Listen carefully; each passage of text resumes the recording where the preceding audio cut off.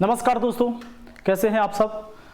मुझे उम्मीद है कि आप सब बेहतर होंगे। और मैं आज जो ये वीडियो बना रहा हूँ सलाह पंचायत के मुखिया होने के नाते, ये वीडियो खासकर मैं आपको जानकारी देने के लिए ये बता रहा हूँ कि ये जो हमारा मनरेगा चलता है, मनरेगा के तहत हम रोज़गार देते हैं। सरकार की ये स्कीम है कि भाई 100 दिन का रोज़गार जो बेरोज़गार आदमी हैं उनको मिलना चाहिए। और इसके बारे में हम बताएंगे कि कितने पैसे खर्च होते हैं और इस पैसों का सच में क्या इस्तेमाल होता है और सही इस्तेमाल हो पाता है या नहीं हो पाता है। तो सबसे पहले आप जानेंगे कि यहाँ पर ये रोजगार गारंटी योजना है 100 दिनों का, जो कि आप यहाँ देख रहे हैं कि योजना है। और सरकार को 100 दिन रोजगार का कानूनी प्रावधान कर रखा है। माने 100 दिन अगर आप बेरोजगार हैं तो मनरेगा कार्ड बनाकर आप इसमें काम कर सकते हैं और 100 दिन का आपको रोजगार मिलता है। बट दोस्तों, बात यहां है कि क्या सच में ये रोजगार मिल पाता है? क्या इस मनरेगा से जो काम होता है ये सच में काम हो पाता है? तो इसके बारे में आप लोग बहुत ही चीज़ें जानते होंगे और ख़ासकर आपने देखा भी होगा कि अधिकतर सरकारी कामकाज पर हमेशा इल्ज़ाम लगते रहता है और अधिकतर इल्ज़ाम सही भी होता है। खासकर कि मतलब कि इसमें लूट घसोट सबसे ज़्यादा है। तो सबसे पहले ये सरकार की ये स्कीम जो है, स्कीम गलत कितना है और कितना सही है ये आप लोग आकलन कर सकते हैं। यहाँ पर आप देखेंगे कि जानकारों के मुताबिक कोविड-19 के समय में भारी मांग के बीच 7300 करोड़ रुपए का बजट में प्रावधान काफी कम है। मतलब उस समय जब कोविड आया था उस समय 7300 करोड़ रुपए का बजट बना था मनरेगा के लिए। बीते वर्ष यानी पिछले बार जो है 1,11,500 करोड़ रुपए खर्च किए थे। मतलब मनरेगा पर 1,11,500 करोड़ रुपया खर्च किया गया। उस वक्त बड़ी संख्या में असंगठित मजदूर अपने गांव वापस लौटे थे और मनरेगा में काम की ऐसी मांग पहले कभी नहीं देखी गई थी। बजट का प्रावधान सरकार के वास्तविक खर्च को प्रभावित नहीं करता है। यह मांग आधारित योजना है और सरकार ने 100 दिन रोजगार का कानूनी प्रावधान कर रखा है। यदि मांग बढ़ती है तो बजट में खर्च बढ़ाया जा सकता है। सरकार इसका प्रावधान नहीं कर सकती है। जैसे बीते वर्ष प्रावधान से 40,000 करोड़ रुपए का ज्यादा सरकार ने बीते वर्ष ज्यादा किया। मतलब पिछले वर्ष से ज्यादा इस पीछे वाला में 40,000 करोड़ रुपया ज्यादा खर्च किया गया। 7300 से 1,11,500 करोड़ रुपए हो गए। अब इसमें मनरेगा में होता क्या है दोस्तों? मजदूर काम करते हैं। मनरेगा का काम यह है कि जहां भी आपको गांव में काम करवाना है, बांध में काम करवाना है, गली में काम करवाना है, मिट्टी जहां भराई करवाना है या पोखर उराही, नहर उराही का काम करवाना है, वहां पर मनरेगा से, या तालाब बनवाना है तो वहां पर मनरेगा से काम करना है। मनरेगा में आप मशीन का इस्तेमाल नहीं कर सकते। मतलब कि आप जेसीबी और ट्रैक्टर को नहीं चला सकते हैं और इसमें लोग मजदूरी करेंगे। पर समस्या यह है कि इनकी जो मजदूरी है वो मजदूरी अब पहले तो कम मिलता था, लेकिन अब मात्र अभी भी 198 रुपया ही मिलता है। अब 198 रुपया मजदूरी में आप सोच सकते हैं, क्या आपके आसपास के चाहे वो कितना ही गरीब आदमी क्यों ना हो, अगर वो मजदूर है तो आपके खेतों में काम करने नहीं जाता होगा। 198 रुपया में कोई भी मजदूर आपके घर में काम करने के लिए नहीं आएगा, जबकि उन्हें काम करके भी देना होता है। तो 198 रुपया में कोई आपके साथ काम करने के लिए मजदूर तैयार नहीं होता है। अब फिर भी इस पैसे को खर्च किया जाता है। अब अगर बजट बन गया है कि 7300 करोड़ रुपया या 73,000 करोड़ रुपए खर्च करना है तो 73,000 करोड़ रुपए खर्च होंगे ही होंगे। अब इसको खर्च करने का भी तरीका है। कहीं कहीं बहुत सारे जगह ऐसे भी होते हैं कि लोग इसमें क्या करते हैं कि कुछ जगह मशीन से काम करवा लेते हैं और मजदूर नहीं लगाते हैं, इस तरीके के भी, लेकिन उनको वैध नहीं माना जाता है, वो गलत तरीके से काम किया जाता है। लेकिन समस्या क्या है कि क्या सही तरीके से काम हो सकता है?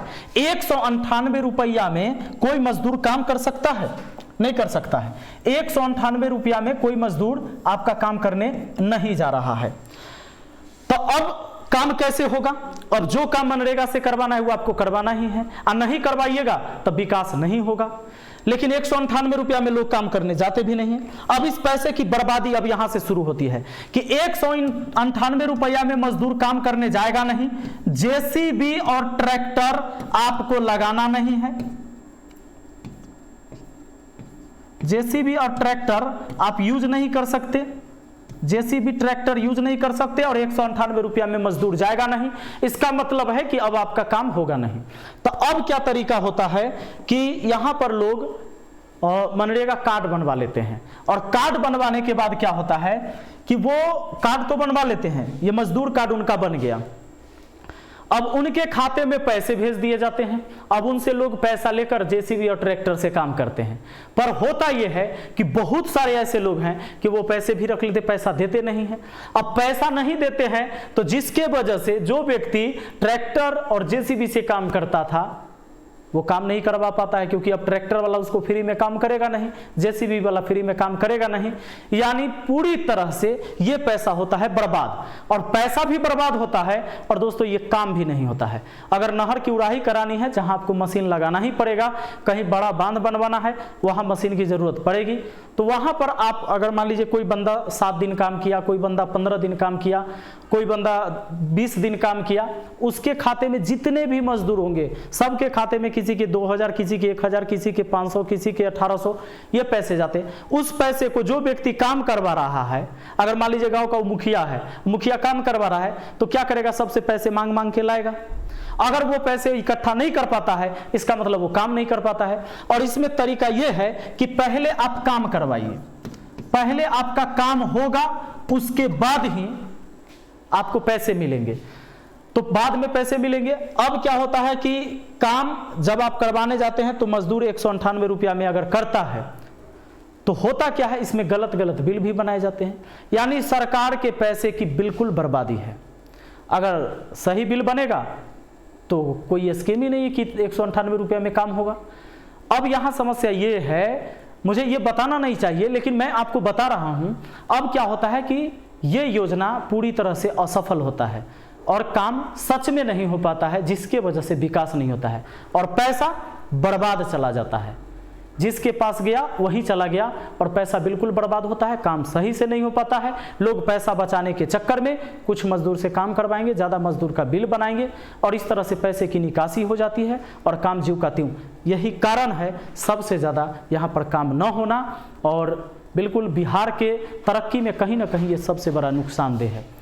मुझे उम्मीद है कि ये बातें बहुत कड़वी होगी और कड़वा लगा होगा भी जो लोग इस वीडियो को देख रहे होंगे।